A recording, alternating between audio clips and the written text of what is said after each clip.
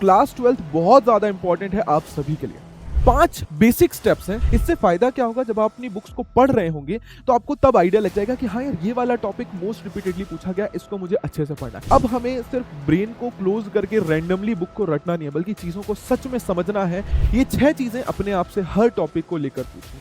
पहले 4 महीने कुछ नहीं पढ़ा, फिर सडनली एग्जाम टाइम पे उठे, फिर 4 महीने नहीं पढ़ा, फिर एग्जाम। क्लास 12th में ऐसा बिल्कुल भी नहीं करना है आपको। You have to be consistent. Hello my dear class 11th lovely students, कैसे हैं आप सभी लोग। I am Sameer Tripathi and दोस्तों, आपकी क्लास 11th की जर्नी अब खत्म होने को है और अब शुरुआत होने जा रही है एक और नई एक्साइटिंग जर्नी की, जो है क्लास 12th की जर्नी। ये क्लास 12th आपकी स्कूल लाइफ के लिए बहुत ज़्यादा इंपॉर्टेंट है, बिकॉज क्लास 12th सबसे पहली चीज़ आपकी स्कूल लाइफ की एंडिंग है। दूसरी चीज़, आप यहाँ पर अपना बोर्ड एग्जाम देंगे, जो कि कहीं ना कहीं एक फाइनल बोर्ड एग्जाम होगा। और इसी के साथ साथ बच्चा, क्लास 12th का जो सिलेबस है वो बहुत ज़्यादा इंपॉर्टेंट है। क्लास 12th का सिलेबस कहीं ना कहीं एक फाउंडेशन है, जो आपको हेल्प करने वाला है आपके अर्ली ग्रेजुएशन के अंदर। क्योंकि क्लास 12th में जो आप पढ़ते हैं वही आप अपने ग्रेजुएशन के अंदर जाकर डिटेल में पढ़ते हैं। इसी के साथ साथ आप अपने करियर में आगे चलकर अगर कोई कॉम्पिटेटिव एग्जाम देने का प्लान कर रहे हैं, तो क्लास 12th का सिलेबस आपके लिए बहुत इंपॉर्टेंट हो जाता है। चाहे वो यूपीएससी का कोई भी एग्जाम हो या दूसरे गवर्नमेंट कॉम्पिटेटिव एग्जाम्स हो, क्लास 12th का सिलेबस ही आपका फाउंडेशन बनता है, आपका बेसिक्स बनता है। तो क्लास 12th बहुत ज्यादा इंपॉर्टेंट है आप सभी के लिए। अब अगर आपके पेपर हो चुके हैं तो प्लीज टाइम को बिना गवाए अपने क्लास 12th की प्रिपरेशन स्टार्ट कर दीजिए। लेकिन सर, सबसे बड़ा सवाल यही है कि हम अपने क्लास 12th की प्रिपरेशन स्टार्ट कैसे करें, किस तरीके से हम एक स्ट्रेटेजी को फॉलो करें, क्या क्या हम रूटीन फॉलो करें, किस तरीके से हम सोर्सेस को इकट्ठा करें। आई नो ये सारे सवाल आपके दिमाग में चल रहे हैं, तो उसी का जवाब लेकर मैं आज आपके सामने आया हूं। सबसे पहली चीज तो ये कि क्लास 12 स्टार्ट करने से पहले आपको ये समझना होगा कि क्लास 11th में आखिर ऐसे कौन से सब्जेक्ट थे जिनसे आप बहुत ज्यादा परेशान थे, या जिसमें आपने थोड़ा सा चैलेंज फेस किया है। सबसे पहली चीज तो कि आगे बढ़ने से पहले पीछे देखो कि पीछे हमने क्लास 11th में आखिर कौन से ऐसे सब्जेक्ट्स हैं जिनको इजीली कवर कर लिया, लेकिन कौन से ऐसे सब्जेक्ट थे जिन्हें हमें थोड़ी मुश्किल हुई। उन सब्जेक्ट्स के ऊपर अब क्लास 12th में आपको शुरू से ही ज्यादा फोकस करके चलना है। और दूसरी चीज की देखो यार, सब लोग बोलेंगे क्लास 12th है, इंपॉर्टेंट है, बोर्ड्स है, पूरे टाइम पढ़ाई करो पढ़ाई करो पढ़ाई करो, लेकिन नहीं, आपको एक बैलेंस बना के चलना है। अगर पूरे टाइम पढ़ते रहोगे ना यार, थक जाओगे, आप एग्जॉस्ट हो जाओगे, पढ़ाई में मन नहीं लगेगा। तो एक एक ऐसा रूटीन आपको बनाना है क्लास 12th के अंदर, जहां पर आप थोड़ा सा रिक्रिएशन भी करें, एंजॉयमेंट भी करें, और साथ साथ पढ़ाई भी करते हुए चले। अब 5 बेसिक स्टेप्स हैं जो आपको क्लास 12th के अंदर याद रखने हैं। अपनी क्लास 12th को स्टार्ट करते समय इन 5 चीजों का खास रूप से ख्याल रखिएगा। सबसे पहली चीज, अपने रास्ते को समझिए, अपनी क्लास 12th की जर्नी को समझिए। हमें जिस जर्नी पर चलना है, जिस रास्ते पर जाना है, सबसे पहले उसको समझिए। इसका मतलब क्या कि आप सिलेबस और प्रीवियस ईयर पेपर्स को देखिए। दूसरी चीज, पूरी क्लास 12th में अगर आपका कोई बेस्ट फ्रेंड है तो वो आपकी एनसीईआरटी टेक्स्ट बुक्स हैं। तीसरी सबसे इंपॉर्टेंट चीज कि भैया, आपके बेस्ट फ्रेंड के साथ साथ आपका एक जो सबसे अच्छा साथी है वो है आपके नोट्स। इसी के साथ साथ हर एक सब्जेक्ट को टैकल करने का अपना एक टैक्टिक होता है। और लास्टली कि क्लास 12th के अंदर टाइम मैनेजमेंट बहुत ज्यादा जरूरी हो जाता है। अब बात करते हैं कि आपको अपनी क्लास 12th की एक नई जर्नी स्टार्ट करनी है, लेकिन इस जर्नी को स्टार्ट करने से पहले आप ये तो समझिए कि आप कहाँ जा रहे हैं, आपका डेस्टिनेशन क्या है, आप वहाँ किस तरीके से पहुंचेंगे, आगे कैसा रास्ता होने वाला है, वो जानना आपके लिए बहुत ज़्यादा ज़रूरी हो जाता है। अब क्लास 12th की जर्नी का नॉलेज आपको कैसे पता चलेगा सर? सबसे पहले ज़रूरी है कि आप अपने सिलेबस के बारे में पता करें। सबसे इंपॉर्टेंट चीज, know your syllabus. Because class 11th के कंपैरिजन में क्लास 12th का सिलेबस थोड़ा सा चेंज होता है। तो आपको सबसे पहली चीज यही पता करना है कि क्लास 12th के अंदर आखिर आपके जो सब्जेक्ट्स हैं उनका सिलेबस क्या होने वाला है। अपने सिलेबस को डिटेल में पढ़िए, डिटेल में समझिए। दूसरी चीज, सिलेबस को पढ़ने के बाद दूसरा सबसे इंपॉर्टेंट काम आपका हो जाता है प्रीवियस ईयर क्वेश्चन पेपर्स को देखना। सर ऐसा क्यों बोल रहे हैं? आपको तो ये बोलना चाहिए बुक पढ़ो। नहीं मेरी जान, आपको बुक नहीं पढ़नी है, आपको पहले प्रीवियस ईयर क्वेश्चन पेपर्स देखने हैं। प्रीवियस ईयर क्वेश्चन पेपर देखने से ना आपको ये आइडिया लगेगा कि किस प्रकार के सवाल पूछे गए हैं। क्योंकि देखो, किताब पढ़ना इंपॉर्टेंट नहीं है, किताब में क्या पढ़ना है वो इंपॉर्टेंट है। किताब तो सब पढ़ लेते हैं, बट किताब में क्या पढ़ना है और उसको कैसे पढ़ना है वो सबसे ज्यादा जरूरी है। और ये आपको कैसे पता चलेगा कि क्लास 12th की जो बुक्स हैं आपकी, उसमें आपको कैसा अप्रोच रखना है, किस तरीके से उसको पढ़ना है, जब आप क्वेश्चन पेपर को देखेंगे। बिकॉज अल्टीमेटली आपका जो गोल है वो ये है कि क्लास 12th के अंदर आप अपने बोर्ड्स में बहुत अच्छे मार्क्स लेकर आए। और बोर्ड में अच्छे मार्क्स कब आएंगे? जब आप अपनी प्रिपरेशन उस हिसाब से करेंगे जिस प्रकार का आपका पेपर आ रहा है। और आपको पता है कि सीबीएसई ने बहुत ज़्यादा कॉम्पिटेंसी बेस्ड क्वेश्चन के ऊपर फोकस करना शुरू किया है। अब वो ये नहीं पूछते हैं कि कोई भी इवेंट कब हुआ, है ना? वो ये पूछते हैं कि कोई भी इवेंट क्यों हुआ? व्हाय? उस पर उनका ज़्यादा फोकस है कि आपको कॉन्सेप्ट कितना समझ आया, उसके आउटकम्स क्या थे। मतलब हर एक चीज़ को आपको एक एनालिसिस की तरह लेकर चलना है। प्लीज़ इस बात का खास ख्याल रखिएगा कि अब आप क्लास 12th में रोट लर्निंग ना करें, बल्कि आप एक एनालिटिकल अप्रोच लेकर चलें।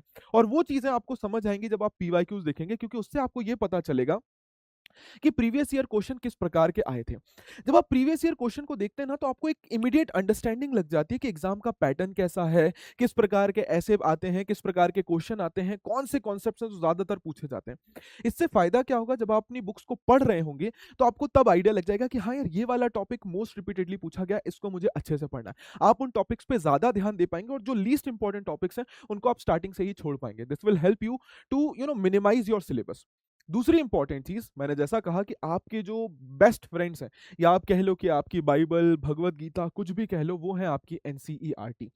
आप किसी भी टॉपर को उठाकर देख लीजिए, वो हमेशा यही कहते हैं कि क्लास 12th की एनसीईआरटी बहुत इंपॉर्टेंट है, and if you want to excel in your board exams, तो आपको एनसीईआरटी ही फॉलो करना है। सिर्फ बोर्ड एग्जाम्स नहीं, आप सभी को पता है कि क्लास 12th के बाद आपको सीयूईटी का पेपर भी देना है।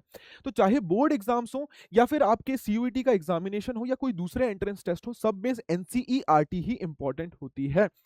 ये बात स्टेट बोर्ड्स के बच्चों पर भी लागू होती है। चाहे कितने ही स्टेट बोर्ड्स के बच्चे क्यों ना हो हमारे पास, उन सभी को एट द एंड एनसीईआरटी पढ़नी पड़ेगी सीयूईटी का एग्जामिनेशन देने के लिए। तो सीयूईटी हो या आपका बोर्ड एग्जाम हो, आपको एनसीईआरटी पढ़नी पड़ेगी। तो प्लीज मल्टीपल सोर्सेज में खुद को इन्वॉल्व मत कीजिएगा, इधर उधर परेशान मत होएगा। फर्स्ट डे से इस बात को गठान बांध के रख लीजिए कि आपको मेजर फोकस करना है एनसीईआरटी के ऊपर। द ओनली बुक जो आपको बहुत डिटेल में पढ़नी है, वो आपकी एनसीईआरटी बुक है। हाँ, एक बार एनसीईआरटी कवर हो गई, उसके बाद आप किसी भी दूसरी बुक पर जाकर फोकस कर सकते हैं, किसी भी दूसरी बुक को, रेफरेंस बुक को यूज कर सकते हैं, but first and foremost priority आपकी होनी चाहिए एनसीईआरटी। अब एनसीईआरटी को पढ़ते समय, जैसा मैंने आपको बताया कि focus on cause and effect. मैंने क्या बताया, अब किताब हमें रटनी नहीं है। ये रोट लर्निंग नहीं करनी कि किताब को पढ़ के रट लिया, कॉन्सेप्ट को रटना नहीं है। हमें चीजों को समझना है, हमें चीजों को समझ कर याद करना है। हमें यह देखना है कि कोई भी इवेंट क्यों हो रहा है, किस कारण से, किन फैक्टर्स के कारण वो इवेंट हो रहा है, और उसके आउटकम्स क्या हो रहे हैं। प्लस दूसरी चीज कि एनसीईआरटी के अंदर ना कई सारी चीजें ऐसी हैं जो कनेक्टेड नहीं होती हैं, तो आपको उन डॉट्स को कनेक्ट करना जरूरी है, तभी आपको एनसीईआरटी बहुत अच्छे से समझ आएंगी। क्लास 11th में ऑलरेडी आप ये चीज देख चुके हैं ना कि एनसीईआरटी थोड़ी सी कॉम्प्लिकेटेड होती है। Same is with class 12th history. 3 किताबें हैं, 12 चैप्टर हैं, आप समझ सकते हैं बहुत बड़ा सिलेबस है। लेकिन अगर आप हर एक चीज को रिलेट कर कर पढ़ेंगे ना, तो ये सिलेबस आपके लिए बहुत ज्यादा आसान हो जाएगा। तो प्लीज, अब हमें सिर्फ ब्रेन को क्लोज करके रैंडमली बुक को रटना नहीं है, बल्कि चीजों को सच में समझना है। हमें एक एनालिटिकल अप्रोच लेकर चलना है।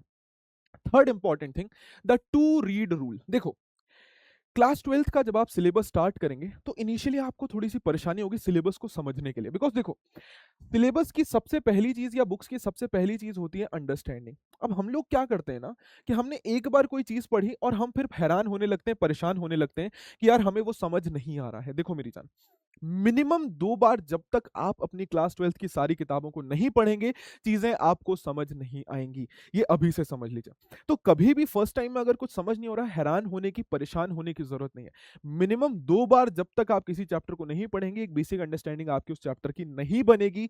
नहीं बनेगी, ये मैं बार बार कह रहा हूं। तो प्लीज अपनी ये हैबिट बना लीजिए कि हर एक चैप्टर को कम से कम 2 बार तो जरूर पढ़ें। सबसे पहले 2 बार जरूर पढ़ें, तब जाके आपकी एक बेसिक अंडरस्टैंडिंग बनेगी उस चैप्टर के बारे में। ठीक है, कि सबसे पहले तो सिंपली पूरे चैप्टर को इजीली रीड कीजिए, हाईलाइट कीजिए इंपॉर्टेंट बातें जो आपको समझ आ रही हैं। देखिए कि क्या क्या चीजें आपको समझ आ गई हैं, और जो वर्ड समझ नहीं आया उनके मीनिंग को अंडरलाइन करते हो चलिए।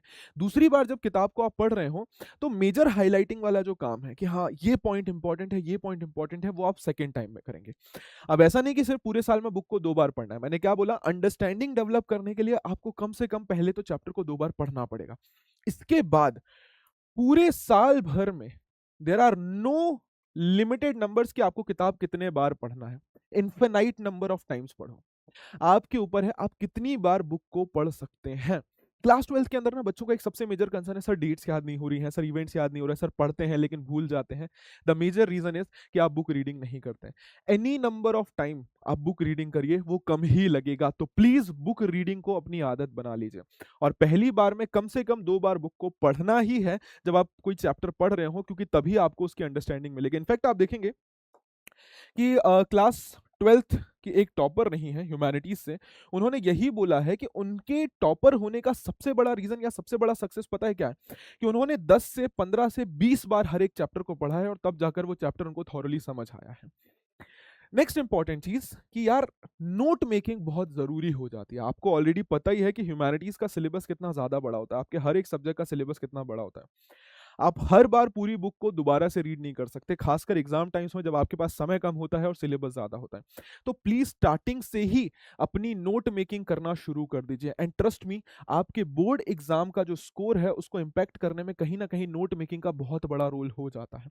अब बच्चे जनरली क्या करते हैं ना, कि वो सिंपली एनसीईआरटी को कॉपी पेस्ट कर देते हैं। एनसीईआरटी के सेंटेंसेस उठाए, कॉपी में पेस्ट कर दिया और बोल दिया कि भैया हमने नोट बना लिया। नहीं मेरी जान, आपको एनसीईआरटी को कॉपी पेस्ट नहीं करना है, बल्कि आपको सिंपल शॉर्ट पॉइंटर्स में नोट्स बनाना है। अपनी भाषा में नोट्स बनाओ, एनसीईआरटी की भाषा को कॉपी मत करो, अपनी लैंग्वेज में लिखो। कि आपने एक बार एनसीईआरटी पढ़ ली, अब आप उसको अपनी भाषा में लिखिए कि आपको क्या बातें समझ है। इसी के साथ साथ अपनी वोकैबुलरी बनाइए। बहुत इंपॉर्टेंट और बहुत जरूरी चीज है ये, कि एनसीईआरटी के अंदर ना हमारी बुक में कुछ की टर्म्स होते हैं, कुछ इंपॉर्टेंट टर्म्स होते हैं। उन टर्म्स को एज इट इज मेंशन करना मत भूलिए, और कोशिश कीजिए कि उन टर्म्स को आप अपने नोट्स में इंक्लूड जरूर से करें। इसी के साथ साथ एनसीईआरटी में कई सारे वर्ड्स होते हैं जिनका मीनिंग आपको नहीं पता है, प्लीज उन वर्ड्स को स्किप मत करिएगा मेरी जान। अभी से ये हैबिट बनाइए कि कोई भी वर्ड जो आपको नहीं पता है, उस वर्ड को आप अपने पास लिख लीजिए, उसका मीनिंग लिखिए और उसको रैंडमली यूज करना शुरू कीजिए, सो दैट आपकी वोकैबुलरी स्ट्रांग होती जाए, क्योंकि तभी आप बहुत अच्छे तरीके से अपने आंसर्स को फ्रेम करके आ पाएंगे। जैसे आप देखिए ना एक तरफ कि यहां पर ये इन्होंने कैसे शॉर्ट पॉइंटर्स में नोट्स बनाए हैं, प्लस हर एक वर्ड का मीनिंग आप साइड में मार्जिन बनाइए, और जो भी इंपॉर्टेंट वर्ड्स हैं जिनका मीनिंग आपको नहीं पता है, उस मार्जिन के अंदर उन वर्ड्स को भी लिखते हुए चलिए, सो दैट आपकी एनसीईआरटी की अंडरस्टैंडिंग बहुत अच्छी हो जाएगी। और जैसा मैंने कहा कि कुछ स्पेसिफिक टर्म्स हैं जो आपके एनसीईआरटी में दी हुई हैं, प्लीज उनको मिस आउट मत कीजिएगा, क्योंकि एग्जाम के अंदर अगर आप वही टर्मिनोलॉजीज लिख कर आते हैं, कुछ कुछ शब्द, तो आपको एज इट इज मार्क्स मिलने के चांसेस बढ़ जाते हैं, एग्जामिनर के ऊपर अच्छा इंपैक्ट आता है। एक परफेक्ट नोटबुक एनाटॉमी की बात करें कि एक अच्छी नोटबुक कैसी होनी चाहिए, एक नोट्स वाली किताब कैसी बुक होनी चाहिए, नोट्स वाली कॉपी कैसी होनी चाहिए, कुछ इस प्रकार की होगी। देखिए हर एक सब्जेक्ट के इंडिविजुअल नोट्स की कॉपी बनाई है। अब आप पहले 10 से 15 पेज हटा लीजिए सिर्फ डेट्स लिखने के लिए। ये प्रॉब्लम आपका सॉल्व हो जाएगा अगर ये प्रैक्टिस आपने शुरू कर दी। जब भी आप कोई चैप्टर पढ़ें, उस चैप्टर की सारी इंपॉर्टेंट डेट्स एक जगह पर लिख लीजिए, पहले 10 पेजेस के अंदर सारी डेट्स को मेंशन कर लीजिए। नेक्स्ट जो 10 पेजेस हैं उसमें सारे इंपॉर्टेंट नाम और वो क्यों इंपॉर्टेंट है वो मेंशन कर लीजिए। सेक्शन 3 के अंदर आप जितने पेजेस चाहें उतने रख सकते हैं, आपकी रिक्वायरमेंट के हिसाब से 15 से 20 पेजेस। उसमें आप फुल फॉर्म्स मेंशन कर लीजिए कि कोई एनोटेशंस हैं, कोई शॉर्ट फॉर्म्स हैं, उनके फुल फॉर्म्स लिख दीजिए, कोई इंपॉर्टेंट कंपनीज के नाम है, all those things mention there. Then section 4 में कम से कम 20 पेजेस रखिए आप। देखिए पेजेस की संख्या आप अपने हिसाब से रख सकते हैं, उसमें फ्लो चार्ट्स बनाइए।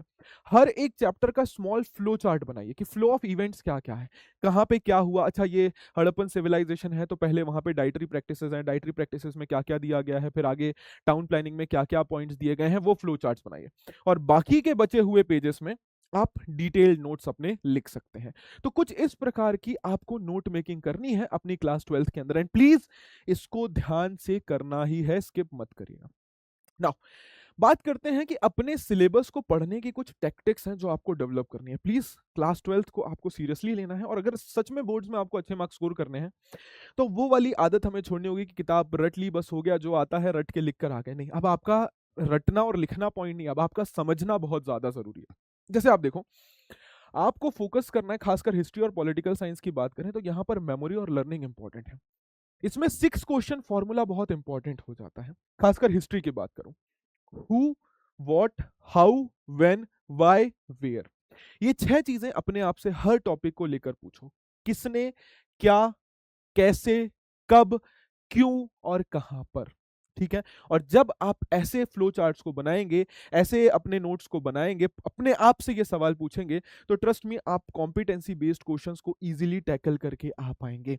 This is your solution to competency based question. अपने किसी भी टॉपिक को इन क्वेश्चंस के साथ पढ़ो। अगर बुक में नहीं दिया हुआ है तो जाकर इंटरनेट पे सर्च करो, गूगल पे सर्च करो और जाकर उसको लिख लो वहां पर कि हाँ यार ये चीज इसने की थी, इस दिन की थी, इस टाइम पर की थी। बिकॉज ये सारे पॉइंटर्स आप अपने आंसर में लिखकर आ सकते हैं। ज्योग्राफी की बात की जाए तो ज्योग्राफी के अंदर यार देखो मैप वर्क बहुत इंपॉर्टेंट हो जाता है। क्लास 12th की ज्योग्राफी कंपैरेटिवली 11th से इजी है, लेकिन इसमें मैप वर्क बहुत ज्यादा है। तो पहली चीज, जब भी आप चैप्टर पढ़ रहे हो मैप का खास ख्याल रखें। और देखिए यार, ऐसा मत करिएगा कि लास्ट डे पे जाकर मैप वर्क कर रहे हैं। जब भी आप थ्योरी पढ़ रहे हो प्लीज मैप को साथ साथ देखते हुए चलिए और बुक में उन सारे इंपॉर्टेंट पॉइंट्स को हाईलाइट करते हुए चलिए। अपने पास वर्ल्ड मैप रखिए, अपने रूम पर एक वर्ल्ड मैप लगा लीजिए और एक इंडियन मैप लगा लीजिए। और जब भी आप चैप्टर पढ़ रहे हो उस मैप पे जाकर उस पोजीशन को देखिए कि अच्छा ये एरिया बताया है, ये कहां पर है मैप में। धीरे धीरे करके जब पूरे साल आप मैप देखेंगे ना, आपको प्लेसेस अपने आप याद हो जाएंगे और लास्ट मोमेंट पे आपको उनको रटना नहीं पड़ेगा। लास्टली, अपने डेली रूटीन को मेंटेन कीजिए। अब यहाँ पर दो चीजें हैं जो मैं आपको बताना चाहता हूँ। देखो यार, क्लास 12th के अंदर पहली चीज तो ये कि टाइम को मैनेज करने के लिए सारे डिस्ट्रैक्शंस छोड़ देना। कोशिश करना डिस्ट्रैक्शंस को मिनिमाइज करें। फोन का डिस्ट्रैक्शन हो गया, सोशल मीडिया का डिस्ट्रैक्शन हो गया, इन सारे डिस्ट्रैक्शन से खासकर आपको दूर रहना है। मैं समझ सकता हूँ पूरी तरीके से खत्म करना पॉसिबल नहीं है, बट जितना मिनिमाइज हो सके मिनिमाइज करो। दूसरी चीज कि कंसिस्टेंसी बनाकर रखना है। ऐसा मत करना यार कि पहले 4 महीने कुछ नहीं पढ़ा, फिर सडनली एग्जाम टाइम पे उठे, फिर 4 महीने नहीं पढ़ा, फिर एग्जाम। क्लास 12th में ऐसा बिल्कुल भी नहीं करना है आपको। You have to be consistent. कम से कम 2 से ढाई घंटे रोज के निकालिए अपनी सेल्फ स्टडी के लिए। टाइम को डिवाइड कर लीजिए कि भैया इतना टाइम मैं हिस्ट्री को देने वाला हूँ, इतना पॉल साइंस को देने वाला हूँ, इतना ज्योग्राफी को, इतना इकोनॉमिक्स को, इतना सोशोलॉजी को। अपने रूटीन को डेली फॉलो करो। प्लीज ट्राई कि आपका रूटीन किसी भी तरीके से डेविएट ना हो, खराब ना हो। मतलब आपने एक रूटीन बनाया है तो कम से कम 1.5 से 2 घंटा अपनी सेल्फ स्टडी को रोज देना, क्योंकि अगर आप डेली पढ़ोगे ना, ट्रस्ट मी सिलेबस बहुत इजीली कवर हो जाएगा। बट अगर हाँ आप लास्ट डे के लिए बैकलॉग बना के रखोगे ना यार मेरी जान, बहुत मुश्किल हो जाएगा सिलेबस कवर करना। और एक चीज जो अभी से आपको अपने ध्यान में लेकर चलना है, the October target, very important. कोशिश ये करना कि अक्टूबर तक आप अपना सिलेबस कम से कम एक बार पढ़ के पूरा खत्म कर दो। पूरी क्लास 12th का सिलेबस कम से कम एक बार अक्टूबर तक कवर हो जाना चाहिए। बिकॉज जब एक बार अक्टूबर तक आप अपने सिलेबस को कवर कर लेंगे तो आपके पास इनफ टाइम बचेगा अपना रिवीजन करने के लिए। कि अगर आपने सितंबर अक्टूबर तक अपना सिलेबस कवर कर लिया तो बाकी का बचा हुआ टाइम आप रिवीजन के लिए यूज कर सकते हैं। एंड ट्रस्ट मी, ये रिवीजन आपको बहुत ज्यादा मदद करने वाला है। आप इस टाइम पर सैंपल क्वेश्चन पेपर सॉल्व कर सकते हैं, पीवाईक्यू सॉल्व कर सकते हैं, सारी चीजें सॉल्व कर सकते हैं। और इसी के साथ साथ आप आंसर राइटिंग प्रैक्टिस भी कर सकते हैं। बिकॉज क्लास 12th के अंदर answer writing is very very much important. Answer writing बहुत बहुत बहुत ज्यादा जरूरी हो जाता है। तो प्लीज, अगर आप अक्टूबर तक अपना सिलेबस एक बार अच्छे से कर लेते हैं तो आपके लिए बाकी का बचा हुआ टाइम रिवीजन के लिए आने वाला है। अब ये मैंने आपको एक चेकलिस्ट दी है। वीडियो को पॉज कीजिए, इसको आप स्क्रीनशॉट लीजिए और एक जगह पर आप चाहें तो इसको प्रिंट करा के भी रख सकते हैं। ये आपको हेल्प करेगी कि जो जो चीजें आपकी क्लास 12th के लिए जरूरी हैं वो आपने फुलफिल करी या नहीं करी। अब इस चेकलिस्ट को देखकर थोड़ा सा टेंशन हो रहा है कि सर इतनी सारी चीजें हम कैसे करेंगे। पीवाईक्यूज भी देखना है, आंसर राइटिंग प्रैक्टिस भी करना है, नोट्स भी बनाने हैं, फ्लो चार्ट्स भी बनाने हैं। इसी के साथ साथ कॉम्पिटेंसी बेस्ड क्वेश्चंस भी हमें कवर करने हैं, वोकैबुलरी भी अच्छे से कवर करनी है, नोटबुक को भी सेटअप करना है, ज्योग्राफी मैप वर्क को भी कवर करना है। टाइम मतलब वो डेली हैबिट जो आपने बोली वो सबसे कठिन काम है कि रोज हम पढ़ें। प्लस हमें रेगुलर टेस्ट भी देने हैं, डीपीपीज भी देनी है, ताकि हम लोग को वो आदत बनी रहे। ये सब हमें कैसे होगा, एक जगह पे हम ये सब कैसे मैनेज कर पाएंगे। तो क्लास 11th के मेरे प्यारे प्यारे बच्चों, फिजिक्स वाला ह्यूमैनिटीज की टीम आपके साथ है। क्लास 12th के स्टूडेंट्स जो ह्यूमैनिटीज में हैं, जो इस साल क्लास 12th में जाने वाले हैं, उनके लिए है हमारे पास क्लास 12th परिश्रम ह्यूमैनिटीज 2027 बैच। विश्वास दिवस पर ये बैच आप 3,500 रुपीज में एनरोल कर सकते हैं। बिकॉज आपको पता है इस बार बोर्ड्स की प्रिपरेशन बेमिसाल होनी जरूरी है। इस बैच के अंदर हर वो चीज जो आपकी क्लास 12th के लिए जरूरी है सब कुछ मिलेगा। आपको लाइव लेक्चर्स मिलेंगे, हर रोज आपके लेक्चर्स होंगे 1.5 घंटे के। मतलब आपकी कंसिस्टेंसी बनी रहेगी और आपकी रेगुलर स्टडीज होगी। दूसरी चीज, आपको डेली प्रैक्टिस पेपर मिलेंगे। मतलब हर रोज आपको क्वेश्चन मिलेंगे वीडियो सॉल्यूशंस के साथ। आपकी प्रैक्टिस भी हो रही है, आपके स्केड्यूल टेस्ट भी होंगे ताकि आप टेस्ट कर सको कि आप कैसा कर रहे हो। Hand written notes, lecture notes और पीडीएफ्स मिलेंगे आपको, आपकी नोट्स का टेंशन खत्म हो गया। इसी के साथ साथ मैंने क्या कहा, क्लास 12th के अंदर आपके डाउट्स बहुत सारे होते हैं, कहाँ सॉल्व करोगे? लाइव डाउट सेशन है, डाउट इंजन है, वहां पर आपके डाउट्स भी सॉल्व हो जाएंगे। लग रहा है ना ये कंप्लीट पैकेज की जितना भी कुछ मैंने क्लास 12th के लिए बताया, क्या वो सब यहाँ पर आपको मिल रहा है? प्लस एक और जरूरी चीज कि देखो, बुक हर कोई पढ़ सकता है, बट बुक को समझाने के लिए आपको चाहिए बेहतरीन टीचर्स। क्लास 12th के अंदर आपको ह्यूमैनिटीज के अच्छे टीचर्स चाहिए ही चाहिए, क्योंकि वही आपको सिलेबस से प्यार करवा सकते हैं, अदरवाइज ह्यूमैनिटीज बहुत बोरिंग हो जाएगा। And trust me, PW humanities की team is one of the best team, जो आपको आपके सिलेबस की इतनी डीप अंडरस्टैंडिंग देती है ना कि ये आपके कॉम्पिटेंसी बेस्ड क्वेश्चन आपको बहुत आसान लगने लग जाते हैं। अब इसी के साथ साथ हमारे पास इन्फिनिटी बैचेस भी हैं, जिनका प्राइस है 2800 रुपीज एक्स्ट्रा देकर। इस इन्फिनिटी प्रो बैच में भी आप एनरोल कर सकते हैं। इसी के साथ साथ विश्वास दिवस पर हमारे पास क्लास 11th के बच्चों के लिए भी है Uday humanities 2027 batch, only for 3000 rupees. तो मेरे क्लास 11th के बच्चे जो क्लास 12th में जा रहे हैं, मेरी जान, अपनी तैयारी अच्छे से आज से ही स्टार्ट कर दीजिए। टाइम को बिल्कुल भी वेस्ट मत कीजिए एंड जमकर पढ़ाई कीजिए, बिकॉज क्लास 12th में यार हमें मचाना है एंड एक बढ़िया से अपनी स्कूल लाइफ को एंड करना है, बिकॉज उसके बाद एक बड़े पड़ाव की तरफ हमें बढ़ना है। और जब क्लास 12th हम बढ़िया से खत्म करेंगे ना, तो हमारा नेक्स्ट फेज हमारी लाइफ का बहुत ज्यादा आसान हो जाएगा। बाकी कोई भी दिक्कत है, आपके पीडब्ल्यू के प्यारे प्यारे टीचर्स आपके साथ हमेशा हैं। So thank you very much people, मिलता हूं मैं अब आपसे अगले सेशंस के अंदर। Till then take care, bye bye, जय हिंद, जय भारत। मुस्कुराते रहिए और याद रखिएगा हमारा मोटो, जब तक तोड़ेंगे नहीं तब तक छोड़ेंगे नहीं। Thank you very much people, take care, bye bye, sayonara.